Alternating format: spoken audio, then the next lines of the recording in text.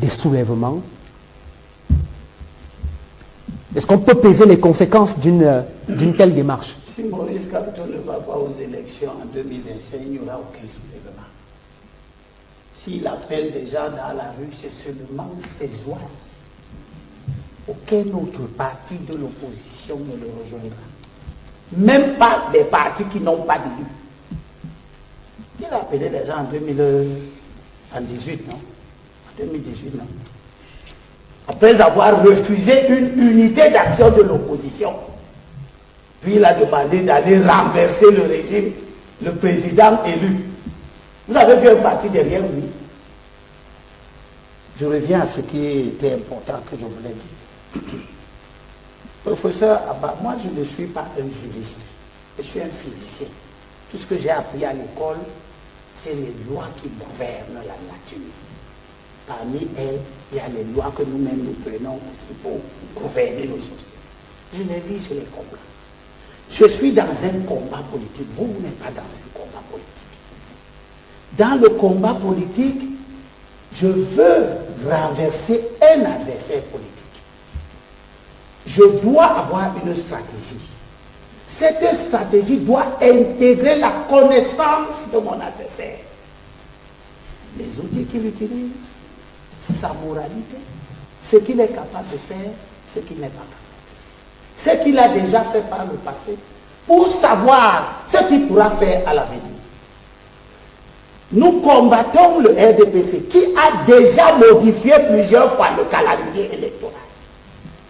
Organiser un comportement qui ne tient pas compte de ce que le RDPC peut modifier le calendrier électoral, c'est une bêtise. Au moment où M. Kamto amène le MRC à passer de 20 élus, le MRC en 2013 a obtenu 20 élus. C'est en vertu de ces élus-là qu'il a été capable d'aller aux élections présidentielles en investissant Maurice Kamto. Il n'y a eu aucun débat dans ces pays. Parce que tout le monde savait que, comme le MRC a des élus, il remplit toutes les conditions du code électoral et il est allé aux élections.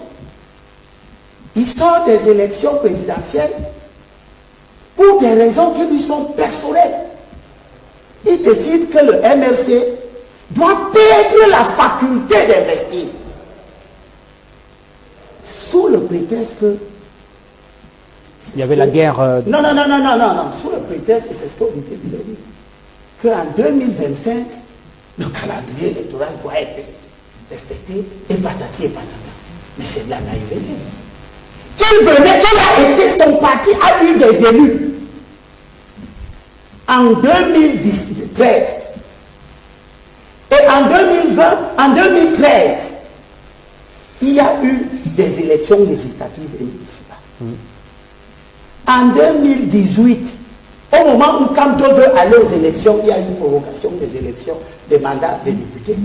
Je suis le seul homme politique élu à avoir refusé le mandat, la prorogation du mandat. J'ai démissionné du conseil municipal. Aucun député, aucun élu MRC n'a démissionné. Ils ont tous accepté ça. Puis subitement, M. Kamto construit une logique stratégique sur l'idée que le calendrier va être respecté. L'article 170 du Code électoral, alinéa 2, dit toutefois, en cas de nécessité, le président de la République peut par décret prolonger ou abréger le mandat des conseillers municipaux pour une durée n'excédant pas 18 mois. Après consultation, c'est ce que vous avez dit. Évidemment. C'est valable aussi pour l'Assemblée nationale. La même disposition existe pour l'Assemblée nationale. En cas de nécessité, moi je combats le RDPC. Je commence à faire une spéculation sur la nécessité. Je sais que le RDPC, le président de la République, trouveront, c'est immoral, c'est tout ce que vous voulez dire, mais ils trouveront une raison pour que M. Kamto, qui leur a donné un biscuit sur la table, en refusant d'aller aux élections. Non, en refusant d'aller aux élections, il y a deux conséquences. La première, c'est que nous tous, Et Olivier ne me démentira pas. Il est un chef de parti. Nous sommes dans la logique que même avec du temps, il nous faut grignoter les paradigmes. Plus on est nombreux à avoir 7 députés, 15, 15 députés ici, dites moins le RDPC en a. Or, quand un parti qui avait les possibilités que le MRC avait en 2020 refuse d'aller aux élections, la conséquence a été directe. Le RDPC a augmenté son nombre de députés à 152. C'est-à-dire qu'il s'est placé dans une condition telle que même si tous les députés de l'opposition, qui ne sont que 28, refusaient de valider l'ordre du jour, sortaient, le quorum à l'Assemblée nationale peut être atteint et le RDPC fait ce qu'il veut. Donc, il y a ici, dans le comportement du MRC, des choses éminemment immorales, des décisions qu'on présente simplement comme de simples décisions politiques, mais qui ont un soubassement qui nous appelle qui nous envoie à des interpellations. Comment Maurice Kamto, qui sait très bien qu'il y aura une élection présidentielle en 2027, qui sait que le MRC en 2025 devra aller aux élections législatives et municipales, commence par prendre une décision en 2020 pour que le MRC ne puisse pas présenter quelqu'un à l'élection présidentielle? Comment? C'est neutre, c'est pour rien. Je veux rappeler à nos frères de lutte. Et vous sortirez par là. Olivier, je te rappelle. Je rappelle à Anissé Ekane. Je rappelle à Tomaï Ndamjoya, à l'UDC, qui a lutté 40 ans. Je rappelle aux autres. N'oubliez pas ce que nous avons vécu avec Ombélé. Il est venu ici, dans les habits du aide de l'UPC. Il a divisé l'UPC. L'UPC Ombélé, l'UPC Ombélé. Il a amené l'UPC dans des élections qui avaient pour but de négocier son enjeu dans ce débat. Et au nom de sa notoriété universitaire, nous avons oublié qu'il était le président de la section RDPC de Bordeaux. Vous avez oublié ça. Elles sont que c'est l'inverse de Maurice Kamto. Je suis dans il a démissionné, lui ne négocie plus son entrée au gouvernement. Nous sommes en train de parler d'un nom qui est le produit du RDPC et du système RDPC. C'est de ça que nous parlons, M. Maurice Kamto. Ces décisions ne peuvent pas être jugées en dehors de son parcours politique et de la proximité qu'il a eu avec le régime. Nous ne devons pas considérer que les actes qu'il pose sont fondamentalement anodins, alors qu'ils sont riches de conséquences terribles. D'accord. Je vais dire au professeur Abaouli. Et vous sortirez par là. Non, laisse-moi. Non, s'il vous plaît. On a placé le temps. Je vais dire que... On a placé le temps. Vous sortirez par là. Vous sortirez pas encore lu le verset. Non, vous sortirez par là. Professeur. Oui, allons-y, mon frère. Voici la Constitution. Elle ne dit nulle part comment on organise les élections. Elle dit seulement les conditions de base. L'élection en 20 jours, ainsi de suite. Puis elle dit dans son alinéa 6 de l'article 5 que le régime de l'élection présidentielle de la République est fixé par la loi. Vous ne pouvez donc pas considérer que la Constitution dispose des choses qui seront contraires à la loi sur lesquelles peuvent se baser les gens pour dire qu'ils vont contourner la loi alors que la Constitution leur dit que c'est cette loi-là et ce n'est que elle qui va régir l'élection du président de la République. Et le verset. Pour eux, parce que dans leur esprit, la Constitution n'a de sens que si elle permet de museler les camps adverses. Dans la mesure où l'opposition se retrouve avec les mêmes chances et sur les mêmes lieux de départ que le parti au pouvoir, on se met à torpiller la Constitution tout en ayant la sournoiserie et le cynisme d'accuser précisément l'opposition de quelque chose qu'on fait soi-même. Mais vous revendiquez le respect scrupuleux du calendrier électoral. On vous bien étendre ce respect-là, non pas seulement à la présidentielle, mais aux législatives et municipales. C'est bien ça. Évidemment. Si j'ai bien cerné votre Oui, le calendrier électoral, ça veut dire le calendrier des élections. Les élections de proximité et les élections présidentielles. Ceci est d'autant plus fondamental que dans la mesure où on prorogerait le mandat des députés parce que... Ça, au moins, c'est prévu par la loi, il faut le mentionner. Oui, mais dans la mesure où on prorogerait... Parce que vous disiez tout à l'heure que ce n'était pas prévu dans Non, le je cadre dis de la il n'est pas présidentielle. prévu. Je dis pour la gouverne des téléspectateurs, c'est prévu pour les législatives. Oui, mais pas sur un cas, que ce soit la présidentielle ou les élections de proximité, ce n'est pas prévu sur la base d'un caprice présidentiel. Il y a des dispositions légales qui établissent un contexte précis à la prorogation. Ça doit se justifier. Ça se justifie. En 2018, la justification, c'était pour une raison financière. Il y avait chevauchement. Enfin. Les élections se télescopaient à la même période et l'État indiquait qu'il n'avait pas les moyens d'organiser 3 élections en une année. Ça, c'était l'argument avancé en 2018. Vous pensez que quelque chose a changé en 2025? Non, comme j'ai dit, j'ai l'habitude de m'en tenir aux paroles de ceux qui nous disent que le Cameroun va bien. Le président Paul Biya, puisqu'il faut l'appeler ainsi, a conduit le Cameroun Le président vers... de la République du Cameroun. Oui, il a conduit le Cameroun vers les grandes... Même Maurice Kamto l'appelle le président de la République. Oui, le président de facto. Il y a le droit, il y a le fait. Il y a des jure et il y a des facto. C'est-à-dire, vous avez quelqu'un qui peut... comment dire? C'est-à-dire quelqu'un qui, en principe, ne devrait pas être là, mais qui, dans le fait, est là d'une manière ou d'une autre, parce qu'il s'est imposé. Et je dis donc, le président, puisque ça ne me pose pas de problème de toute façon, que les élections arrivent. Et donc, le président Paul Biya, il a décidé que il amenait le Cameroun vers les grandes opportunités, grandes ambitions, grandes réalisations. On part du principe que de 2018 à 2024, le Cameroun a saisi, grâce à la magnanimité et à la grande vision de Paul Biya, ces opportunités-là, et que la situation économique s'est améliorée. Parce que dans la mesure où il viendrait nous dire que, pour des raisons financières, il serait dans l'impossibilité de tenir les élections législatives encore en 2024 avant les présidentielles, cela signifierait que ceux qui ont dit qu'il a conduit le Cameroun dans l'abîme ont raison, puisqu'il le confirmerait lui-même.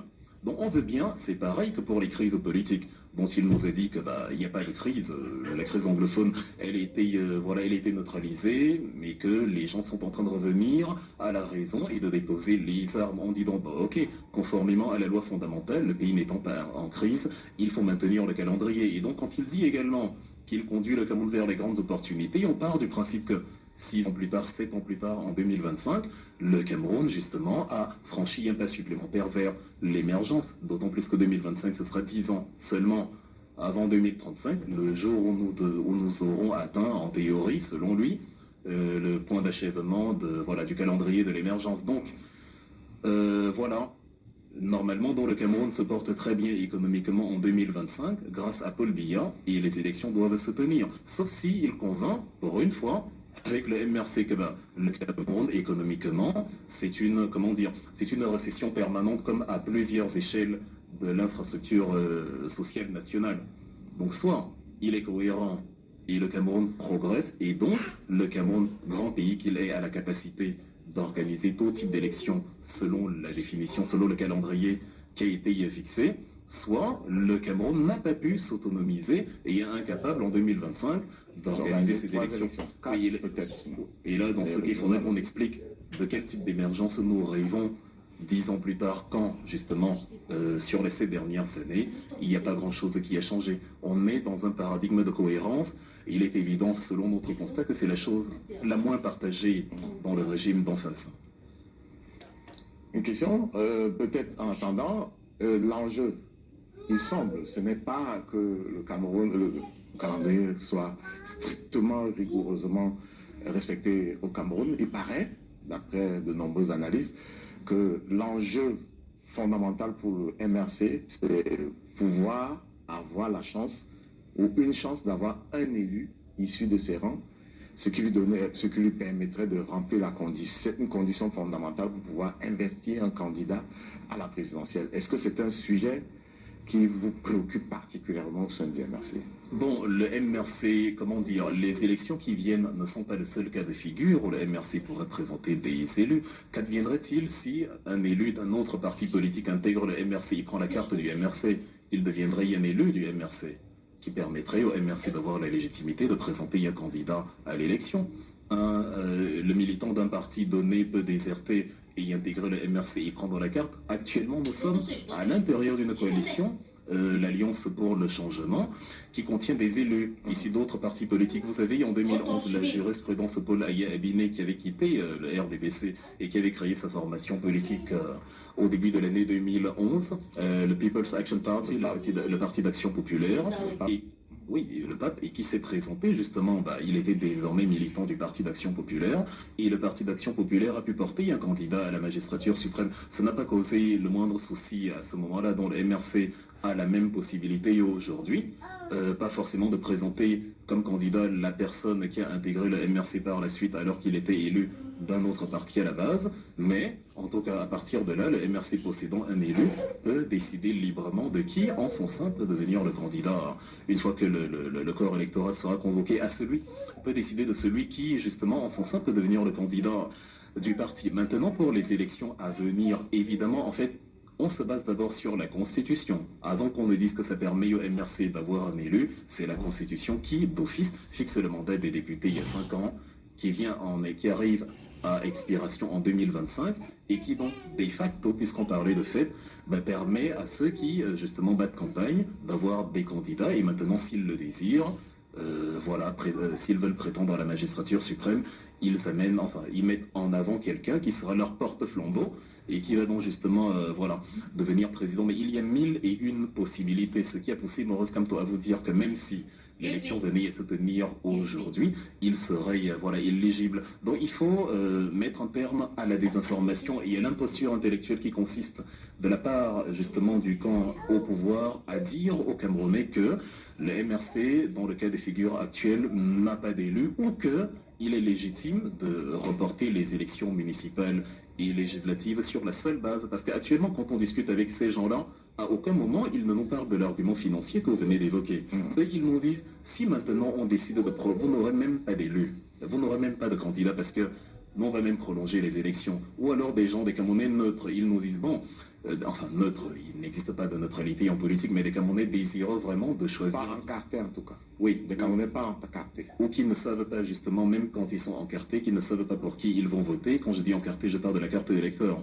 Ils en ont une, mais ils ne savent pas encore à qui ils vont accorder leur voix, et certains d'entre eux nous disent, on pourrait voter pour vous. Le problème, c'est que ferez-vous si le régime décide, pour vous empêcher d'avoir un candidat, décider de reporter les municipales et les législatives? Et nous estimons qu'il est important de remettre dans la tête des Camerounais, remettre la balle au centre, comme on dit. Les Camerounais doivent savoir qu'ils ne doivent pas accepter. Ce n'est pas un caprice gouvernemental, je le redis encore. Un président ne se lève pas un matin et dit, comme l'opposition me sort de partout, et comme je sais qu'ils ont le vent en poupe et que s'ils présentent un candidat, il y a de fortes chances que je perde, je vais donc décider, parce que c'est dans mes prérogatives, de proroger le mandat des élus municipaux et des députés pour les empêcher d'avoir un candidat. Ce n'est pas un caprice gouvernemental, ça c'est déposséder le peuple de sa faculté, de sa prérogative à choisir librement ses dirigeants. C'est un acte de haute trahison politique. La République, c'est quelque chose dont on a la responsabilité. On doit respecter la loi fondamentale qui a fait de la République une République. Ce n'est pas l'absolutisme et la monarchie absolue, ou parce qu'on est président. Ça veut dire que s'il y avait une élection demain, le MRC serait candidat à ces élections. Ça, c'est clair. Essayez et vous verrez.